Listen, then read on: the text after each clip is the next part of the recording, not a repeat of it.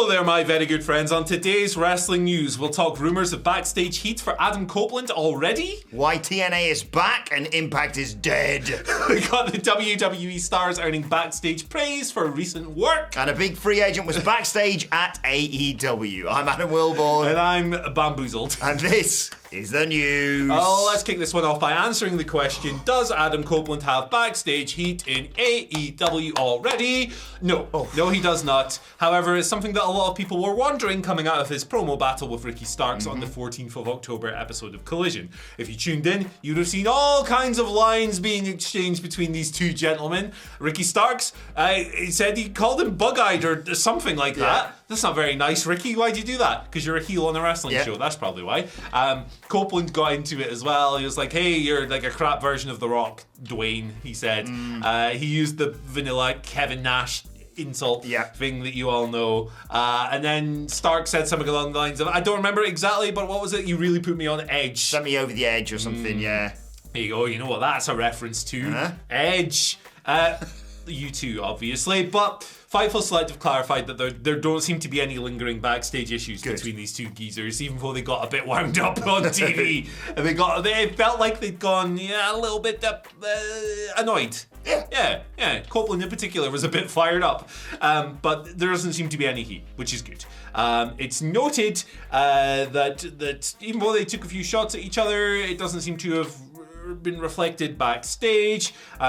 Copeland doesn't usually get rattled by promos like this, it said from in here in the Fightful report. And in this situation, Copeland, who writes his own material and has done that since the WWE days, which was 2 months ago, so I don't know why I've phrased it like it was written in some ancient scriptures. I remember, Yeah, like the Bobby Fish era, the 1910s. It said here that Copeland was basically just trying to give back what was given to him by Ricky. Right. So when he said stuff about his eyes, Copeland was like, hey, screw you, Dwayne, or whatever he said. Yeah.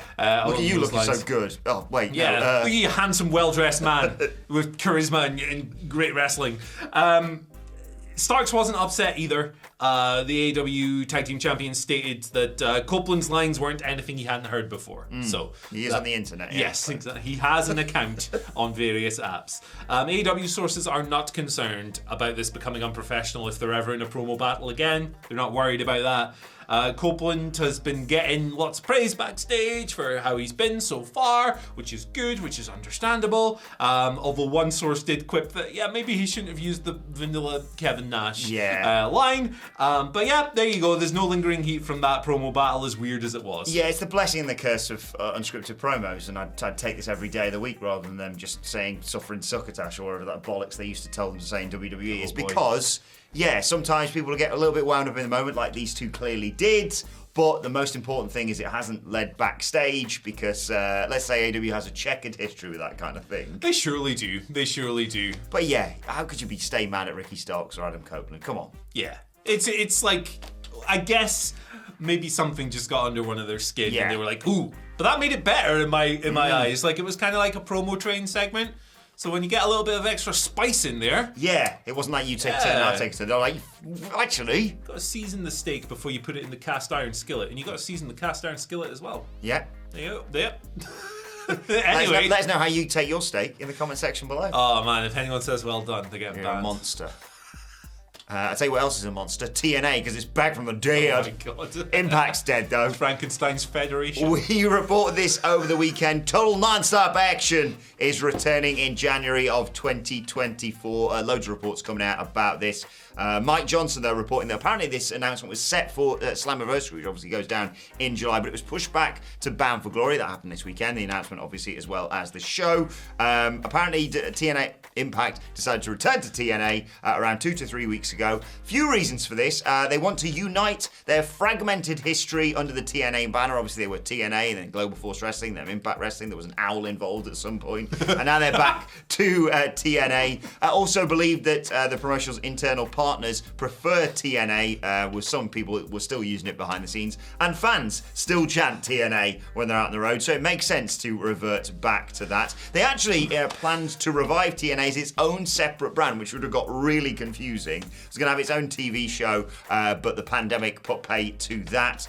So now Impact ends at the end of 2023, and they'll go back to TNA for Hard to Kill in January. There'll be new TNA Championship belts created for current title holders. The weekly television show is going to be called TNA Impact Wrestling. No word on the six-sided ring. That doesn't look like it's coming back anytime soon. Yeah. But we can dream. Yeah, I think actually, no, we can't. All the rest of said it absolutely sucked for their backs. Yeah, it seems like everyone who talks about the six-sided ring has said that, yeah, it's really hard. Like, I get that, like, AJ was like, you've changed it, that was our unique look, but... Yeah, there's the viewer's perspective, the USP, and then there's the I'm really sore perspective, which is probably the one they should go with. Yeah. Yeah, like I was in total favor of them moving away from TNA a few years ago when they announced the change. I think I said the exact same on this channel. Like, it's a set of initials that are just associated with some of the most cursed moments. It's a dumb set of initials, but it's a set of initials nonetheless. And there's that illusion as well, of course, yeah. Thanks, Vince Russo. I was totally in favor of it at the time, but it hasn't worked in terms of drawing any extra attention or really doing anything. So hey, look, cash in on the nostalgia, baby. I can't remember what account this was, but I think someone had tweeted saying, what does this actually do aside from like look a bit different, give them a different logo? Like, how does it benefit them? And someone quoted it and said, vibes, the most important factor of all. Dead right. 3 letters seems to just work better for promotions. Yeah. You know, WWE, AEW, TNA. Job done. Yeah. For me, not bothered about the six-sided ring, but I would like a reverse battle royal and a Silent Night Bloody Night match, please. Yeah, hell yeah. I would like a fish market. What was the fish market? Was it a fish market street fight? Something like that, I can't remember the full name, but my goodness. Yeah, let us know what you think. Are you happy that TNA is back? And if you're a vibes kind of guy, well, I got the show for you. Oh. Dudley Boys on tour Tuesday, November 21st at the Mosaic Tap in Newcastle upon Tyne. Delicious beers that use that Mosaic Tap, by the way. What did you say? Delicious tipples at the Mosaic Tap if you want to come along for that. Tickets on sale, whatculture.com/tickets. Biggest podcast in the world, best pub in the world. Yeah, it's that's really good. Actually a fair assessment. It's tremendous. Let's move on. Talk about the WWE stars earning high praise backstage. Who are they? Ivar and Kofi Kingston. There you go. I don't string it along. I pay it off straight away. For their recent work on Raw together. And they've had a bunch of different bits and pieces together. So, Fightful Select coming through with the report here again. Initially, we were supposed to have that 2 out of 3 falls tag team match on the 18th of September. That was changed. It was advertised. It was changed. It became a singles match between Kofi and Ivar because Big Eric has been sidelined, so they couldn't do it. They had that. Yeah, exactly. I like the Viking Raiders. I wish they'd done more, but they've been doing more recently, so it's good. More Viking rules matches, please, but with the boat as part of the ring. Yeah, that's the rules. Well, you're doing it wrong. Get some mead involved as well. Why the heck not? So they had that match that got some praise for that singles match. It's noted as well that praise has been thrown basically to both of them in the wake of all of this. One producer commented that despite Ivar not working a WWE TV match, a singles match for longer than 10 minutes in the past 5 years, he hadn't missed a beat and he'd impressed a lot of people. WWE is apparently now more open-minded when it comes to using Ivar as a singles wrestler. Not only as a result of this singles match that we're talking about here, but the singles Viking Rules match from the other week, and the first Viking Rules match as well, which was a lot of fun. Eric's out of action still. He hasn't wrestled since the mid-September episode of Main Event was his last televised appearance, although, hey, if you're watching Main Event in 2023, okay. Good for you. Yeah. But yeah, there you go. It's nice to hear people getting praised for good work. I'd give Ivar an IC title shot. Ooh. Big lads are a lot of fun. Bronson Reed, Gunther, obviously just the other week. And Ivar did the eyes emoji, I believe, after Gunther retained. I think Ivar's been sensational. Obviously, Kofi worked brilliantly with him. He just looks like a monster, which he always has looked like a monster. They just haven't really presented him as such for a while. They kind of lost their way, I think it's fair to say, the Viking Raiders. But by God, have they come back now. When Eric comes back, I'd give him a real push as a tag team with the Viking Rules match as part of it, because I think it kicks ass. And I think it's fair to say, me and the other Dadleys, when we previewed Ivar versus Kofi, it was so ugh. It's Ivar versus Kofi tonight, cool. So there'll be shenanigans and probably Ivar will win. And then the next day we're like, that was awesome. Yeah. So fair play to both of them. Awesome work. Good. Right, let's talk about the big free agent who was backstage at AEW. It was former Impact, soon to be TNA again, wrestling star Sami Callihan. This was reported by Bodyslam.net's Cassidy Haynes. He was at the Collision taping at the FedEx Forum in Memphis, Tennessee, to potentially discuss both the deal to work as an on-screen talent and backstage within the promotion. Dave Meltzer also corroborated with this in his daily update column. Of course, Callahan runs Wrestling Revolver and is close friends with Jon Moxley. I think it makes a lot of sense to bring him in. Yeah, they've been using like a lot of AEW names in the Revolver and stuff recently as well. Which Da Revolver. Which isn't necessarily anything new, but you've seen the endorsements for like Marina Shafir and Do you know her? Leave Marina alone, man. That promo wasn't good, but yeah, leave her alone. Every time. Stop being mean. Yeah. Callahan links make just like when you add it all up, it makes perfect sense, right? He's really good mates with Jon Moxley. Yeah. He's a free agent with name value. He's just left Impact, all of this stuff. He's someone who's hustled his way through the indies like for years and years and years. Probably best known at this point for his Impact run, for sure, because it just ended. He's washed away the grim memories of Solomon Crowe in his NXT run, which didn't go the way he would have liked, I imagine. And yeah, we'll see what comes of this. Yeah, I'll swear I saw Karrion Kross trying to work something with him on Twitter as well, but it looks like AEW's more the direction that Sami Callihan's going to be going into. He's a better fit. Yeah, he'd be a better fit. Like he's like a more of a rough around the edges kind of guy, which appeals more to my tastes and sensibilities than WWE would maybe allow. And look how Cross's run has kind of gone there. So yeah, we'll see what comes of this. We'll correct you though. Sami Callihan, best known for feuding with Simon Miller, of course. Of course. WhatCulture deathmatch never happened. Pando, God come on, damn Sam. You. Come on, Sam. But if you want to watch Simon Miller wrestle, he's working the Impact Wrestling show against Joe Hendry on Friday night here in Newcastle. Yes, he is. I'm going. I can't wait. I'm going to jump the barrier. Right, let's move over to your questions at WhatCulture WWE. Of course, you want to get in touch with us, and we also send them on the YouTube community page. We'll do that later on this week. But yeah, at WhatCulture WWE for the time being. Mark Smith, he knows how to work the game. Gives us our first question. Right, morning, boys. Morning, Mark.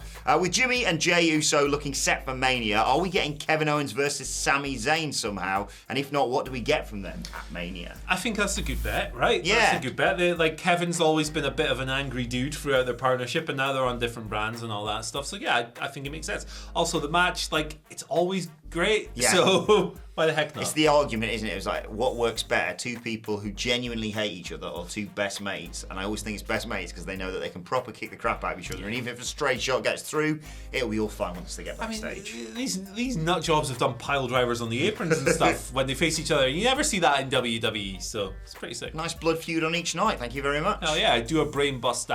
Bring that one back. So maybe don't, but you know. The brilliant John Harrison, the man behind the WrestleCulture theme, writes, Good Monday, boys. Do you think the phrase dream match is used too much in AEW? Have a great day. Peace and love. Peace and love. Maybe a little bit, but like I don't think it matters. Like it's like I don't know. I'm not saying that John's doing this because he's a good legend. Yeah. But like a lot of people will go like find like a really small AEW thing and conflate it as like a disaster. And I think that some people, less honest people than John, are doing that right now. Where it's like that's not a dream match. Bad faith actors. Yeah. There's a lot of that. What's the latest one that we've had that tag assigned to? I can't remember, but there was something. Yeah. Something was announced recently where it was Danielson and Andrade at the weekend, which turned out that was to be it. really Yes. good. So yeah, you can argue whether or not that's. It's just a tag that they use for like matches they want to feel like are presented in a different way or whatever. I don't think it matters. Yeah, there's an argument to be made that you shouldn't say it. You should let the fans say, "Oh, that's a dream match," but then they're in the promotion business, so you wouldn't just say, "There's a match." You've got Danielson and Andrade fighting each other. It's wrestling, isn't it? Like, everything gets overused to some extent. What was the word that they used for stupendous? Stupendous, the most stupendous. Where's that gone? Bring that back. WrestleMania isn't stupendous anymore. Yeah. Right? Although Night 1 was like one of the best shows of the year. Yeah, actually, fair assessment. Yeah, it's like top 3. Yeah, I don't think you can really say, oh God, AEW, stop banging on about a dream match when they literally advertised the biggest, or is it the best wrestling match ever for Backlash? Yeah. Is that right? Yeah, Edge, the Cobra and the Orter. The Orter, Tarka the Orter. Remember Tarka the Altar? Imagine him hitting an RKO. Imagine RKOing an otter. Don't do that. No, be nice to animals, or I'll armbar you. Our question today comes from Rob, who writes, good afternoon, chaps. Oh, maybe it's afternoon where Rob is. Big Bob. Or I just took this at the wrong time of day, regardless. With the kickoff on SmackDown, do you think we're getting Adam Pearce versus Nick Aldis at WrestleMania for their usual WrestleMania gimmick match? I believe we could be. I think you're going to get Nick Aldis in the ring at some point, right? I think that they'll probably do something to get him in action, and I think the GM role is a way to get him over and familiar with the audience and the build to that. As far as him and Postman Pierce goes, dear God, I hope not. Like, it was a build to Survivor Series, wasn't it? Yeah. I like both of them, to be clear, but no. Yeah, I don't think this is the match we'll get. I agree. I think we're going to get Nick Aldis against someone. Someone's going to do something eventually on SmackDown that makes him go, I'm going to take this goddamn tie off and kick your ass, basically. I don't think it's going to be Adam Pearce, though. I think it's going to be them going, well, we'll see who's got a better show around November, conveniently. Yeah. When T-shirt time returns. And in terms of Postman Pierce, I don't think that's the match that I'd want to see him in. I am still waiting for Postman Pierce versus Roman Reigns. I was promised that, and I want to see it. It's literally the worst title we've ever given a video of that. Royal Rumble match cancelled. Sorry, wasn't us. Hey, at that point it wasn't us. Yeah, now it is. Now it is. So today's title's a bit sketchy, to be fair. But hey, what are you gonna do? What are you gonna do? We answered it in the first minute. I'll tell you, I know what they're gonna do. They're gonna check out this video instead. See ya. Bye. Very nicely done.